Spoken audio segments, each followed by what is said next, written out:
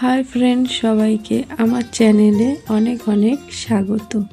আমি তোমাদের কাছে আজ সারাদিন কি করেছি তাই তোমাদের সামনে নিয়ে আসলাম। আজ সারাদিন করেছি, সকালবেলায় যাব ভাবছি 7 ভাই কালীতলায় পুজো দিতে।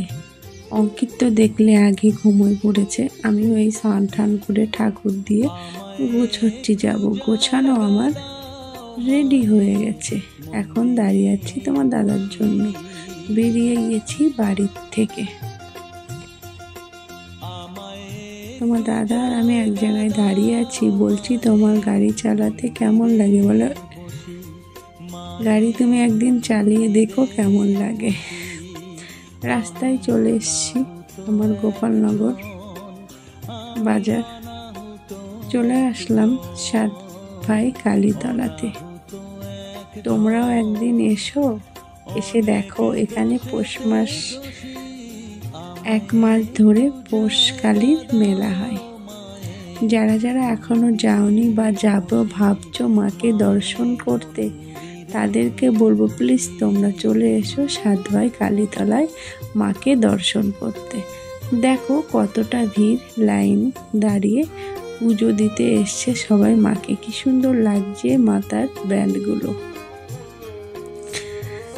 আমি ক্যামেরা ধরেছি আগে, সবাই আমাকে ওই জন্য তোমরা দেখতে পাচ্ছ না। ডালা কিনতে এসছি।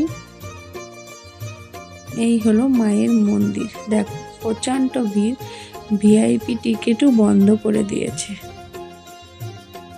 ডালা কিনতে এসছি, দেখো ডালা কিনছি। ডালা কিনতে আসলাম, ডালা নিলাম। ক্যামেরাটা আমার ছেলের হাতে দিলাম, ক্যামেরা মানে ফোনটা ছেলের হাতে দিলাম, ডালাটা নিলাম। দাদাকে বলছি দাদা ভিআইপি টিকিট দিচ্ছে না, বলছে না। বলছি হ্যাঁ পেরেন, দেখো আমি পুজো দিতে এসছি। তারপরে দাঁড়িয়ে থাকলাম, তারপরে আস্তে আস্তে করে দেখছি যে কোথা দিয়ে যাওয়া যায়।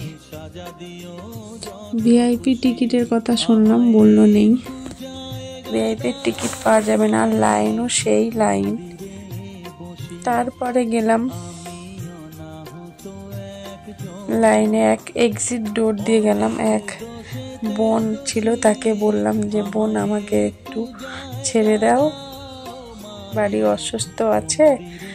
বোনটা ছেড়ে দিয়েছে, অনেক অনেক ধন্যবাদ বোনটার জন্য। পুজো দেওয়া হয়ে গেছে, মেলার ভিতরে আসলাম একটু দেখতে, বেশি ঘুরিনি কেন তোমাদের দাদাভাই এক সাইডে দাঁড়িয়ে আছে, গাড়ি নিয়ে আসতে পারেনি। আবার ছেলের হাতে মোবাইলটা দিলাম। এই যে দেখো পুজো দেওয়া হয়ে গেছে, ডালা হাতে। ছেলে একটা খেলা কিনবে বলে জিজ্ঞেস করছি যে দাদাভাই খেলাটার দাম কত। আমাদের এখানেও তো বিভূতিভূষণের মেলা হচ্ছে, তা ওখানে দামটা বেশি চাচ্ছে, তাই ছেলেকে বলছি থাক, তোকে আমাদের ওখানকার মেলার থেকে কিনে দেব। এবার আবার আমরা যাচ্ছি আস্তে আস্তে গেটে। দেখো সবাই খেয়া পার হচ্ছে, আমি নদী পার হয়ে যাব না, আমরা ব্রিজের পরে ওই কালী মায়ের সঙ্গে দেখা করতে যাব। উঠে গেছি, দেখো সবাই যাচ্ছে আসছে, প্রচুর ভিড় ছিল আজ। দেখো ব্রিজের পরে আমরা সবাই দেখো এক এক করে আসছে যাচ্ছে, ভয়ও লাগছে ফোন হাতে ছেলের সামনে, তারপরে এত লোক, তার জন্য বেশি ব্রিজের পরে উঠে ভিডিও করতে পারিনি। ছেলে নামছে, দেখো মাকে দর্শন করতে যাচ্ছি আমরা এখন। মাকে দর্শন করা হয়ে গেলে ছেলে কিছু বলছে, মা খাবো খাবো, কিছু খাওয়ার মন করছে। সকালবেলা না খেয়ে বেরিয়েছি, পুজো দেওয়া হয়ে গেছে, বাচ্চা মানুষ, তাই ওকে আবার আইসক্রিম কিনলাম, আমি একটা আইসক্রিম কিনলাম। এই যে আইসক্রিম খাবো নদীর পাড়ে গিয়ে। দেখো নদীর পাড়ে সবাই বসে আছে, খেয়া পার হবে। আমরাও আইসক্রিমটা খুলে খাওয়া শুরু করে দিলাম। সবাই অনেকেই আছে, দেখো ওই যে এক বিএসসি বসে আছে, আর ওই সব নৌকাতে বসে আছে। আবার চলে গেলাম ব্রিজের পরে, কটা ফটোশ্যুট করলাম। তারপরে আস্তে আস্তে আবার নিচে নামবো।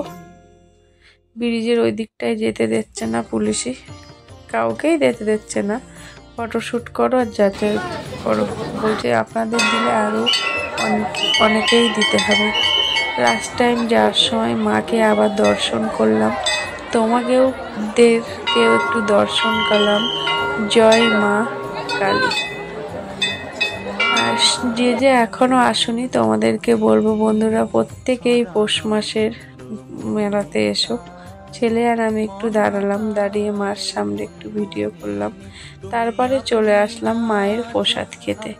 এত কষ্ট করে যখন আসলাম, মায়ের প্রসাদ না খেয়ে গেলে হবে? মায়ের প্রসাদ খেতেও এখানেও লাইন। তারপরে প্রসাদ দেওয়া হয়ে গেছে, খিচুড়ি আর তরকারি। অঙ্কিতের দেওয়া হয়ে গেছে, অঙ্কিত খাচ্ছে। আমার এখনো দেওয়া হয়নি, আমি ওই খেলাম জয় মা কালী বলে। খেয়ে দিয়ে তোমাদের দাদার জন্য নিয়ে এসছি। দেখছো তোমাদের দাদা ভাই খাচ্ছে, কেন গাড়িতেও এখান থেকে যাওয়া যাবে না, তাই তোমাদের দাদা ভাই খাচ্ছে।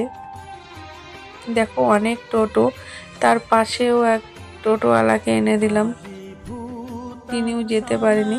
তারপরে তোমাদের দাদা ভাইয়ের খাওয়া হয়ে গেলে আমি বলছি সিঁদুরের ফোঁটা পরিয়ে দিলাম, যে এক যাত্রায় পৃথক ফল হবে কেন, তুমি যেতে পারো না যখন তুমি একটু করো। তারপরে বাড়ির দিকে আসছি। দেখো জয় বাবা ভোলেনাথ, জয় ভোলেনাথ।